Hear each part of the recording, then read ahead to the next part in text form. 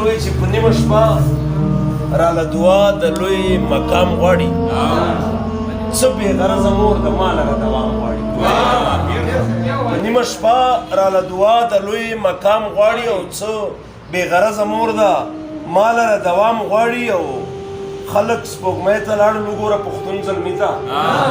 د اوسني دور کې هم ځان له آرام غواړي مننه خلک سپوږمۍ ته لاړل وګوره پښتون زلمي ته او د اوسني دور کې هم ځان له آرام غواړي یو دوه شعرونه نور چې که دې وپېژندو ځان نو بیا به خات شي که دې وپېژندو ځان نو بیا به خات شي کنې عام ولس په شان دې به برباد شي او چې د کام ځانځاني کې هیڅ چا هیڅ فایده ونه کړه ځانځاني کې هیڅ چا هیڅ فایده ونه کړه چې د کام په غم غمجن شي بیا به یاد شي او مننه او رسایي به تر سپوږمۍ او ستورو وکړي خو ټیک ټاک او د پبجي نه که آزاد شي مننه رسایي به تر سپوږمۍ او ستورو وکړي خو ټیک ټاک او د پبجي نه که آزاد شي او دا چې شپه شي خلق وده شي په مزو کې دا چې شپه شي خلق وده شي په مزو کې زما ویښ ضمیره ما لره جلاد شي او مننه او چې په 13 کالو عمر دې بوډا کړم چې په 13 کالو عمر دې بوډا کړم او زما احساس نور مې مچړه برباد شي او دغه خلکو یې تالش جوړ لیونی شو زه د ځان سره غږېږم چې رایاد شي اوس یو غزل د صدر صاحب په اجازت باندې وایي چې څه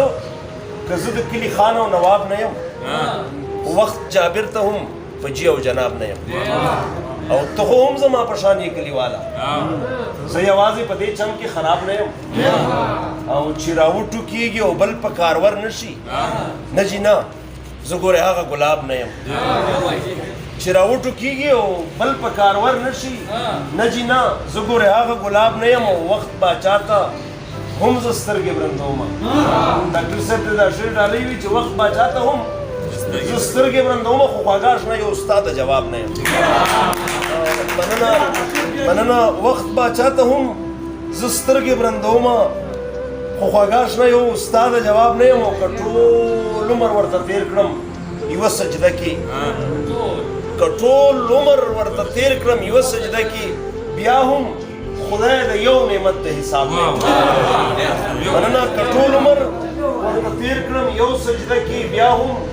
خدای د یو نعمت د حساب نه یم او که دا ټول جهان زما شي په ژوندون کې خو که خدای رانه خفه وي کامیاب نه یم مننه که دا ټول جهان